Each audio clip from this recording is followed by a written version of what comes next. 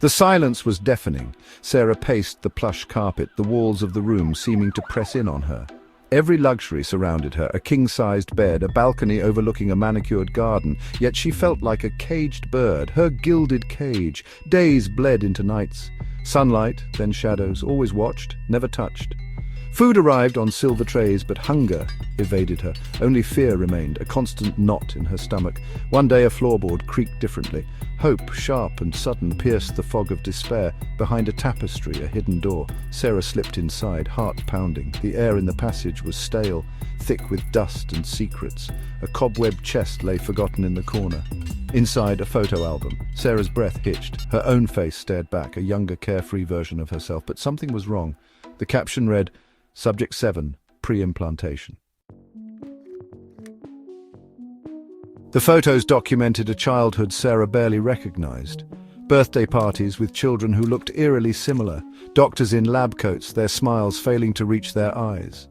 And then, the adoption agency, Sweet Dreams, the sign proclaimed. Her own adoption file was tucked in the back, empty spaces where her parents' names should be. Instead, a chilling designation, Recipient Family Alpha 7. The same alphanumeric code as the photo caption. Sarah wasn't adopted, she was placed. Fear morphed into icy resolve. She had to know more. Back in her room, a glint of metal beneath the rug, a loose floorboard. Prying it open, she found a phone, an old-fashioned burner. Dialing 911, her voice shook. I've been kidnapped. I don't know where I am, but a click, the line went dead.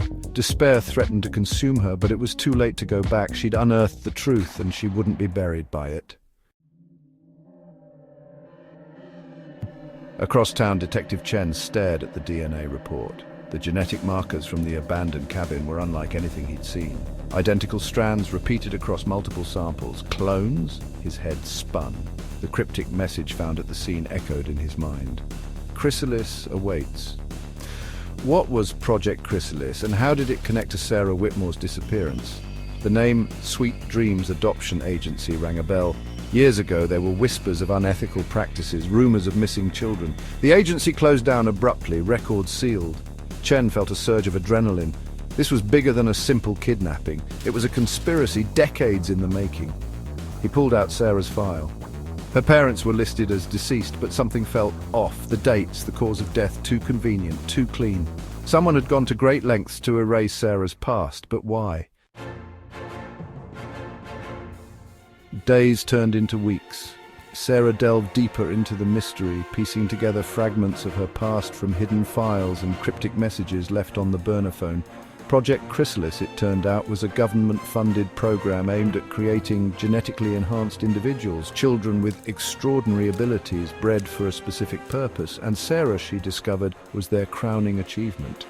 Her DNA held the key to unlocking human potential, to pushing the boundaries of what was possible. She was the culmination of years of research, a scientific marvel and a prisoner. One evening, the burner phone buzzed. The voice on the other end sent chills down her spine. You're not meant to know this, Sarah, but you're special. You're one of us. Sarah's voice was a whisper. Who are you? What do you want? The voice chuckled, a low, menacing sound. We want what you have inside you, Sarah. We want to help you fulfill your destiny. And soon, you'll have no choice but to join us. The line went dead. Sarah stared at the phone, her heart pounding in her chest. She was a pawn in a game she didn't understand, but she knew one thing. She wouldn't be anyone's puppet. She would fight for her freedom, for the truth, even if it meant confronting the darkness that lay ahead.